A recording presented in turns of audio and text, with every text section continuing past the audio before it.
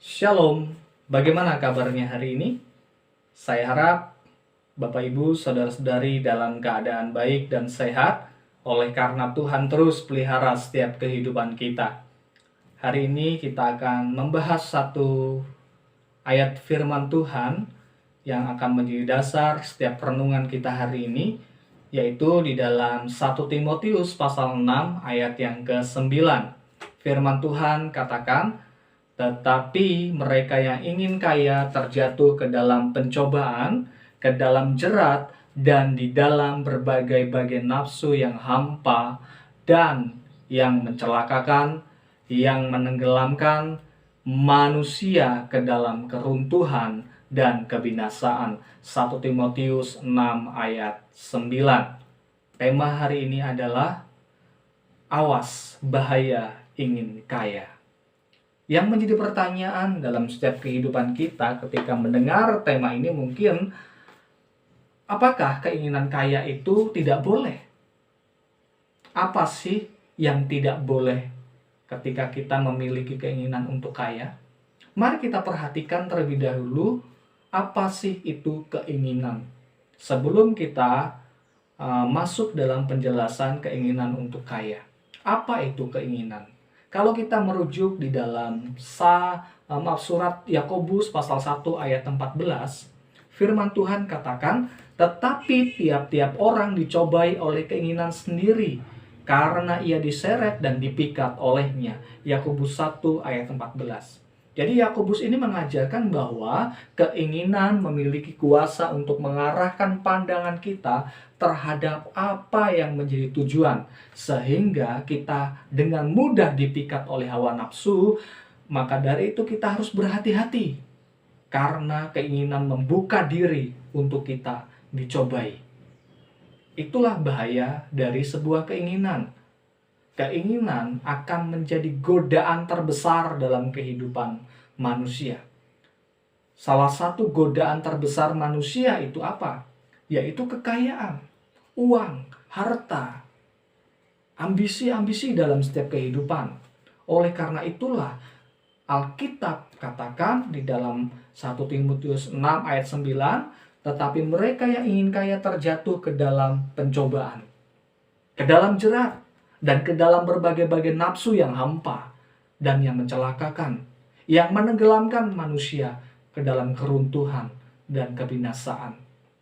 Sangat mengerikan ketika keinginan itu dibuahi oleh dosa.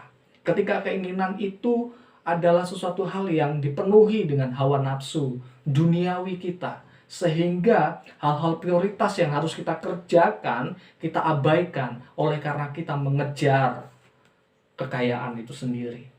Banyak orang-orang Kristen yang melakukan hal ini, yang seharusnya waktu untuk Tuhan tetapi digunakan waktu untuk mencari kekayaan, waktu untuk mencari harta benda. Hari yang Tuhan berikan untuk bekerja serasa kurang untuk mencukupi kebutuhan-kebutuhan hidup, sehingga harus menggunakan hari yang seharusnya dikhususkan untuk Tuhan. Tidak sedikit orang Kristen melakukan hal itu. Maka dari itu hidupnya dipenuhi dengan rasa takut, khawatir, cemas. Karena apa? Karena dia mengabaikan hal yang prioritas. Dunia ini menawarkan kekayaan. Apakah salah untuk kaya? Tidak salah. Yang salah adalah keinginan yang terus-menerus mengejar kekayaan, yang mengabaikan prioritas utama dalam kehidupan kita, yang mengabaikan Tuhan, mengabaikan keluarganya. Banyak orang berkata, saya bekerja untuk keluarga. Tetapi apa faktanya? Banyak anak-anak malah jatuh dalam pergaulan-pergaulan bebas, jatuh ke dalam narkoba, karena orang tuanya sibuk dalam pekerjaan mereka. Mereka melupakan hal prinsip, yaitu kasih sayang.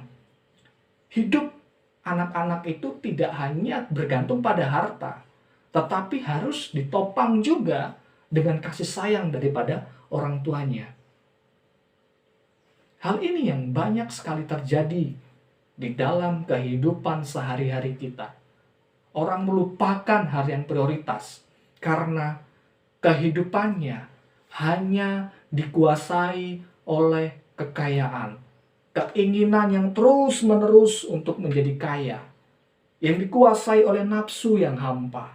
Keinginan ini menyeret hidup manusia untuk memprioritaskan harta daripada hal yang lebih utama dalam kehidupannya. Hal ini dijadikan utama dalam kehidupan manusia. Sungguh sangat membahayakan. Maka dari itu, di dalam 1 Timotius pasal 6 ayat 10 dikatakan, karena akar segala kejahatan ialah cinta uang. Akar segala kejahatan adalah cinta uang. Ketika cinta kita lebih utama kepada uang, maka itu akan menjadi akar dari segala kejahatan. Banyak orang mengalami perceraian oleh karena apa? Oleh karena harta benda malah. Banyak orang korupsi karena apa? Karena uang. Karena merasa tidak cukup dalam kehidupannya. Karena hidupnya dikuasai oleh ambisi-ambisi, nafsu-nafsu yang sesat dalam kehidupannya. Memang kekayaan itu hal yang menarik, Bapak Ibu Saudara. Siapa sih yang tidak ingin kaya? Namun jangan sampai terpikat olehnya. Ada seorang yang pernah mengatakan seperti ini, tidak ada kejahatan yang tidak menawarkan kenikmatan. Keburukan itu menggoda Anda dengan hadiah yang mereka tawarkan. Jadi iblis berusaha membuat segala suatu hal kelihatan nikmat supaya kita dapat mengikutinya. Tetapi terkadang mengikut Tuhan itu agak berat. Harus memikul salib, menyangkal diri. Tetapi ketika iblis menawarkan kekayaan, wah berlimpah-limpah. Itu yang ditawarkan oleh godaan. Iblis menggunakan kenikmatan, hal-hal yang indah, untuk apa? Menggoda hati nurani kita, sehingga kita terpikat olehnya. Adam dan Hawa jatuh di dalam dosa, bukan karena melihat hal yang buruk, tetapi melihat hal yang sepertinya baik untuknya. Sehingga dia terpikat, si Hawa, untuk memakan buah yang ditawarkan oleh si iblis. Padahal Allah dengan jelas melarangnya. Tetapi Hawa terpikat dengan efek dari makan buah itu yang ditawarkan oleh iblis. Apa yang terjadi? Mereka jatuh di dalam dosa. Begitu juga dengan kehidupan kita. Berhati-hatilah dengan nafsu untuk menjadi kaya. Dalam tafsiran Matthew Henry menjelaskan 1 Timotius 6 ayat 9 sebagai berikut. Mereka yang ingin kaya mencondongkan hati mereka pada kekayaan dunia. Bertekad untuk memilikinya, tak peduli dengan cara apapun. Baik itu dengan cara yang benar ataupun salah. Maka dari itu banyak orang-orang yang korupsi. Banyak orang yang korupsi waktu-waktu Tuhan. Banyak orang yang mengabaikan keluarganya dengan beralasan ini untuk kepentingan keluarga. Padahal dia melupakan hal yang prioritas dalam hidup keluarga. Dengan mencari uang, dia melupakan kasih sayang kepada istrinya, kepada anaknya.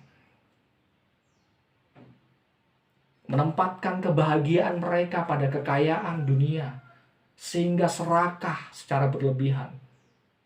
Yang begitu bernafsu, menggunakan kekayaan dengan cara kekerasan untuk memilikinya.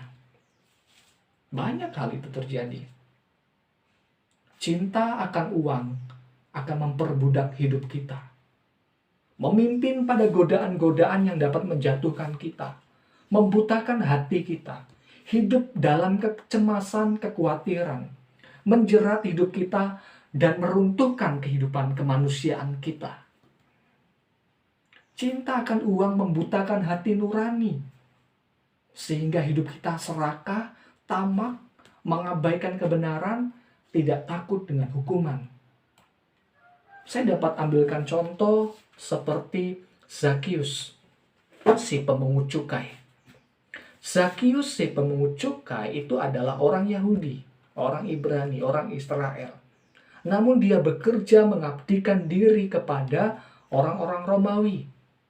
Dia bekerja sebagai pemungut cukai, mengabdikan diri kepada pemerintah Romawi, membebankan pajak yang sangat tinggi di sebagian besar wilayah mereka. Dan sebagian hasil dari pajak itu diberikan kepada Romawi. Sehingga dia mengkhianati bangsanya. Apa yang membuat Zakius termotivasi? Kekayaan, uang. Inilah yang menggoda Zakius sehingga mata hatinya tertutup. Dia tidak melihat penderitaan saudara-saudaranya, teman sebangsanya yang ditindas oleh karena pajak yang begitu tinggi. Upah dan keuntungan dari pekerjaan Zakius telah menutup mata hati nuraninya sehingga dia menjadi pengkhianat bagi bangsanya. Bukankah ini juga terjadi di dalam bangsa kita? Banyak orang yang sudah dibutakan untuk mencari kepentingan-kepentingan sendiri. Sekarang, apa yang harus kita lakukan supaya tidak jatuh dalam godaan kekayaan? Ada hal yang menarik yang diberitakan dalam 1 Timotius 6 ayat 8. Seperti ini, firman Tuhan katakan, asal ada makanan dan pakaian cukuplah. Ayat ini mengajarkan dalam hidup kita bahwa kepuasan kekristenan itu tidaklah berpusat pada kekayaan, tetapi kecukupan atas pemeliharaan Tuhan. Melainkan bagaimana kita bisa menikmati pemeliharaan Allah dan mempercayakan penuh diri kita pada apa yang Tuhan kerjakan dalam kehidupan kita. Sehingga kita dapat merasa cukup dengan segala sesuatu yang Tuhan berikan. Meskipun mungkin menurut pandangan dunia kita tidak terlalu kaya, kita tidak terlalu mewah. Tetapi ketika itu cukup, itu sangat nikmat untuk kita miliki. Kita lihat dalam kitab Amsal, kalau kita mau bandingkan. Amsal pasal 30 ayat 8-9 berkata seperti ini. Jauhkanlah daripadaku kecurangan dan kebohongan. Jangan berikan kepadaku kemiskinan atau kekayaan. Biarkanlah aku menikmati makanan yang menjadi bagianku, supaya kalau aku kenyang, aku tidak menyangkalmu dan berkata, siapa Tuhan itu? Atau kalau aku miskin, aku mencuri dan mencemarkan nama Allahku. Kalimat yang sangat baik diucapkan oleh Amsal dengan berkata, jangan biarkan kepadaku kemiskinan, jangan berikan kepadaku kemiskinan atau kekayaan.